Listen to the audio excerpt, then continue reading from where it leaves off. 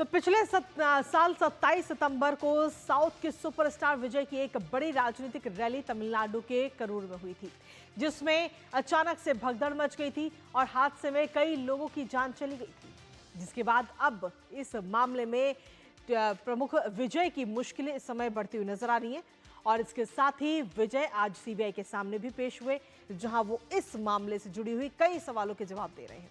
तो वहीं दूसरी तरफ विजय और उनकी पार्टी के समर्थक सीबीआई मुख्यालय से बाहर उनके समर्थन में पहुंचे। सबसे पहले आपको दिखाते हैं आज की 3 तस्वीरें, जहां सबसे पहली और प्रमुख तस्वीर आप देख रहे हैं, सीबीआई से सामना आज विजय का हो रहा है। और दूसरी तस्वीर में आपको दिखा रहे हैं जब सवालों के जवाब देने के लिए एक्टर विजय पहुंचे हैं। सीबीआई के जो तमाम सवाल हैं उनका जवाब देते हुए आज विजय नजर आ रहे हैं। लेकिन इसके साथ ही जो तीसरी तस्वीर हम आपको दिखा रहे हैं, जहां फैंस का जमाव है इस वक्त सीबीआई के मुख्यालय पर नजर आ रहा है। तो ये आज की 3 प्रमुख तस्वीरें। तो सवालों की बौछार और सवालों का जवाब देने के लिए विजय इस वक्त पहुंचे हैं सीबीआई दफ्तर। तो ये 3 तस्वीरें इस वक्त आपको दिखा रहे हैं। दरअसल ये पूरा मामला पिछले साल का है, जब साउथ के एक्टर और राजनेता सीधे तौर पर एक रैली को संबोधित कर रहे थे, लेकिन उसके बावजूद भी जब वहां पर भगदड़ मच गई, उसके बाद भी उन्होंने अपना संबोधन वहां पर खत्म नहीं किया। तो ऐसे में इस दौरान वहां पर सुरक्षा की दृष्टि से भी अगर हम देखें तो करीब 40 लोगों की वहां पर मौत हो गई थी, जिसके बाद अब इस पूरे मामले में सीबीआई जांच कर रही थी और सीबीआई ने इसी जांच के दौरान एक्टर को समन भेजा और एक्टर आज पेश हुए, एक्टर विजय, जिनसे सवाल जवाब इस समय किए जा रहे हैं। हमारे साथ हमारे सहयोगी दिवांशु इस वक्त जुड़ गए हैं, सीधा उनका रुख करेंगे। दिवांशु, क्या कुछ लेटेस्ट अपडेट आपके पास में इस पूरी महत्वपूर्ण खबर को लेकर आज की? देखिए, बिल्कुल कृतिका, आपको बताना चाहूँगा कि विजय को सीबीआई ने समन किया था। आज सुबह विजय को यहाँ पर पहुँचना था। करीब 11:30 बजे के आसपास विजय सीबीआई हेडक्वार्टर में पहुँचे हैं और करीब 2.5 घंटे के आसपास का वक्त हो गया है जब सीबीआई विजय से पूछताछ कर रही है। जाहिर है 27 सितंबर का ये मामला है, जब विजय की एक पॉलिटिकल रैली के दौरान भगदड़ होती है, जिसमें 41 लोगों की मौत हो जाती है और 60 से ज़्यादा लोग इस पूरे मामले में घायल होते हैं। हालांकि उस वक्त मद्रास हाई कोर्ट ने एक एसआईटी का गठन किया था, उसको मामला सौंपा गया था जांच करने के लिए, लेकिन विजय को उस एसआईटी पर विश्वास नहीं था, भरोसा नहीं था कि वो न्यूट्रल जांच करेगी, क्योंकि तमिलनाडु में जो रूलिंग गवर्नमेंट है उस पर भी विजय को विश्वास नहीं था। और यही वजह है कि विजय ने सुप्रीम कोर्ट में एक याचिका लगाई और इसको ट्रांसफर करने की बात कही, और यही वजह है कि सुप्रीम कोर्ट ने मामला सीबीआई को ट्रांसफर कर दिया और तभी से सीबीआई इस पूरे मामले की जांच कर रही है।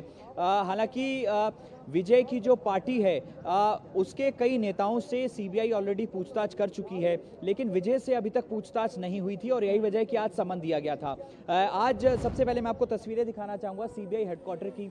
सुबह करीब 11:30 बजे विजय यहाँ पर पहुँच चुके हैं। सामने जो आप गाड़ियाँ देख रहे हैं, दरअसल विजय के ही काफिले की गाड़ियाँ हैं। विजय अपने साथ वकील और इसके अलावा कुछ ऐसे उनके साथी हैं जिनको लेकर सीबीआई हेडक्वार्टर पहुंचे हैं। और सुरक्षा की बात करें तो यहाँ पर सुरक्षा व्यवस्था चाक चौबंद की हुई है। जो सीबीआई हेडक्वार्टर्स की तरफ की जो हमारे से अपोजिट रोड आप देख रहे हैं, उसको पूरी तरीके से बंद किया गया है।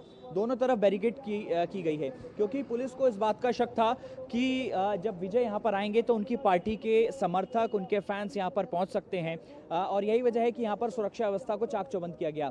दिल्ली पुलिस के अलावा पैरामिलिट्री फोर्सेस को भी तैनात किया गया। हालांकि यहाँ पर जो विजय हैं उनके समर्थक पहुंचे तो जरूर, लेकिन उनकी संख्या इतनी ज्यादा नहीं थी। करीब 25 से 30 ऐसे विजय के समर्थक हैं जो कि यहाँ पर पहुंचे थे।